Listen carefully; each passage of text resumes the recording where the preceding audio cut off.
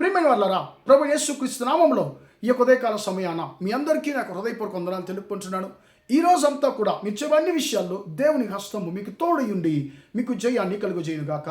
పాత నిబంధనలో ప్రభు యేసుక్రీస్తు వారి యొక్క శిలువ మరణం అనేటువంటి అంశం మీద మనం దేవుని యొక్క వాక్యాన్ని ధ్యానిస్తూ వస్తున్నామండి. ఈరోజు 22వ కీర్తనలో ఉన్నటువంటి మొదటి వచనాన్ని మాత్రం మనం ధ్యానించుకోబోతున్నామండి. ఆ యొక్క 22వ కీర్తనను మనము చూడబోతున్నాము. అందులో ముఖ్యంగా 22వ కీర్తన మొదటి వచనాన్ని మాత్రం మనం ధ్యానించుకోబోతున్నామండి. 22వ కీర్తన మొదటి వచనం ఇలా సెలవిస్తున్నా, దేవా నా దేవా నన్నేల చెయ్యి విడిచితివి అనేటువంటి మాటను మనం ఇక్కడ చదువుతున్నాం. ప్రియమైన దేవుని బిడ్డలారా, ఈ కీర్తన దావీదు కీర్తన అని రాయబడి ఉంది. ఇప్పుడు ఈ మాట మత్తయి సువార్త 27వ అధ్యాయము 46వ వచనం ప్రకారము యేసయ్య సిలువలో మాట్లాడినటువంటి 4వ మాట. ఈ 4వ మాట యేసయ్యకు ముందు యేసయ్య మాట్లాడిన 4వ మాట యేసయ్యకు ముందు దాదాపు 2000 సంవత్సరాల ముందు బ్రతికి మరణించినటువంటి దావీదుకి ఎలా తెలిసి ఉంటుందండి? ఎందుకంటే యేసుక్రీస్తు వారు మాట్లాడబోయే ఆ మాటను దావీదు 2000 సంవత్సరాలకు ముందు ఎలా మాట్లాడాడు, ఎలా రాశాడు తన కీర్తనలో అని మనకు ఆశ్చర్యంగా ఉంటుందండి. ఈ కీర్తన ఎలాంటి పరిస్థితుల్లో దావీదు గారు పాడారు అనేటువంటి దాన్ని మనం ఆలోచించాలండి. మొదటి సమూయేలు గ్రంథము 30వ అధ్యాయంలో అమాలేకీలు దావీదు యొక్క దేశం మీద దండెత్తొచ్చి దావీదు ఆ యుద్ధ పురుషులు లేనప్పుడు ఆ పట్టణాన్ని నాశనము చేసి అక్కడ ఉన్నటువంటి స్త్రీలను పిల్లలను వారు చెరగా పట్టుకెళ్ళిపోతున్నారండి.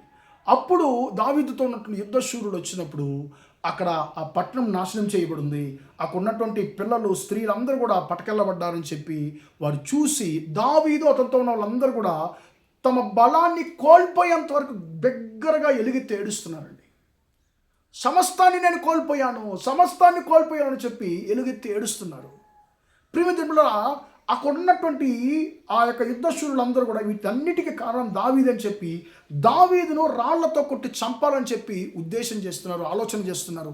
అలాంటి సందర్భంలోనే దావీదు గారు ఈ 22వ కీర్తనను పాడారండి. నా దేవా నన్ను ఎందుకు చెయ్యి విడిచావు అని ఆయన పాడుతున్నాడు. ప్రియమిత్రులారా, ఇది యేసుక్రీస్తు వారు 4వ మాటగా సిలువలో మాట్లాడారండి. ప్రియమిత్రులారా, ఎందుకు యేసయ్య చెయ్యి విడిచిపెట్టబడాలి, తండ్రి ద్వారా ఎందుకు చెయ్యి విడవబడాలి అని మనం గమనిస్తే, ఈ లోక పాపమంతా కూడా యేసుక్రీస్తు వారి మీద కల్వరి సిలువలో మోపబడినప్పుడు, యేసుక్రీస్తు వారి మీద లోక పాపమంతా ఆయన మీద ఉన్నప్పుడు, ప్రియమిత్రులారా, తండ్రి అయిన దేవుడు పాపాన్ని చూడలేని దేవుడు, పరిశుద్ధుడు, ఆయన అతి పరిశుద్ధుడు. కాబట్టి ఆ పాపమును మోసుతున్నటువంటి ఆ యొక్క తన కుమారుణ్ణి చూడలేకుండా తన కళ్ళును తిప్పుకున్నాడు. యేసయ్య తన తండ్రి ద్వారా మరవబడ్డాడు, చెయ్యి విడవబడ్డాడు. ఎందుకో తెలుసా?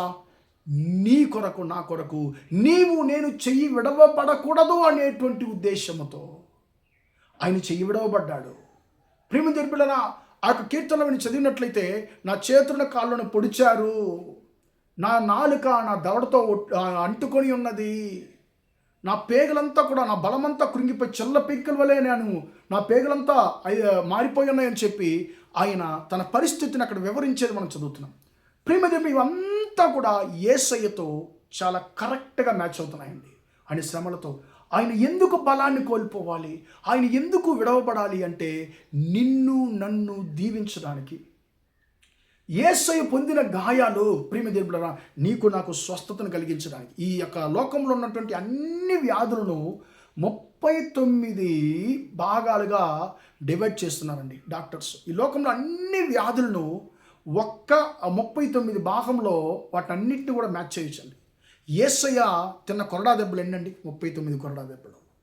ఆ 39 కొరడా దెబ్బల ద్వారా కలిగినటువంటి గాయాలు, మేకుల ద్వారా కలిగినటువంటి గాయాలంతా కూడా ఈ లోకంలో ఉన్నటువంటి అన్ని బలహీనతలకు స్వస్థతను, పరిష్కారాన్ని కలిగించగలిగినటువంటి గాయాలు. ప్రియమైన దేవుని బిడ్డలారా, యేసయ్య గాయమున నీకు, నీ కుటుంబానికి స్వస్థత ఉంది. యేసయ్య గాయముల ద్వారా నీకు అద్భుతం ఉంది, ఆశీర్వాదం ఉంది. కాబట్టి నీ కొరకు గాయపడినటువంటి ఆ యేసయ్యను ఒక్కసారి జ్ఞాపకము చేసుకోని చెప్పి ఈ 22వ కీర్తన మనతో మాట్లాడుతుంది. కాబట్టి యేసయ్య వైపు మనం చూద్దామా, మనం అద్భుతాలు పొందుకుందాం, మన సమస్యలు మార్చగలిగిన దేవుడి వైపు మనం చూద్దాం. ప్రార్థన చేద్దాం. ప్రేమగల మా తండ్రి, దయగల దేవ, ఇంతవరకు ఈ మాటలు విన తండ్రి, నీ బిడ్డలకొక్కరిని దీవించండి అయ్యా, ఆశీర్వదించండి తండ్రి. మేము చెయ్యి విడవబడకూడదనేటువంటి ఉద్దేశంతో మా కొరకు చెయ్యి విడవబడ్డావు తండ్రి. మేము దీవించబడాలనేటువంటి ఉద్దేశంతో, మేము స్వస్థపరచబడాలనే ఉద్దేశంతో తండ్రి మా కొరకు అయ్యా గాయపడినటువంటి దేవుడు నీకు స్తోత్రం. మా కొరకు గాయపడిన దేవా తండ్రి స్తోత్రమయ్యా. నీ గాయములతో తండ్రి అయ్యా మీ బిడ్డలు మీరు ముట్టండి తండ్రి. మీ గాయముల చేత తండ్రి మాకు స్వస్థత కలిగి ఉన్నదని తండ్రి వాగ్దానం చేసిన దేవుడు తండ్రి.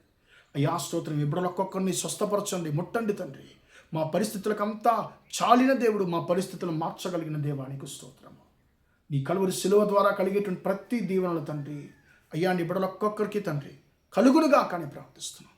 ఈరోజంతా కూడా తండ్రి అయ్యా స్తోత్రం. మా సహోదర సహోదరులు చేసే అన్ని విషయాల్లో మీ హస్తం తోడుండి వారిని ఆశీర్వదించమని యేసయ్య నామములో ప్రార్థించని వేడుకొనుచున్నాను.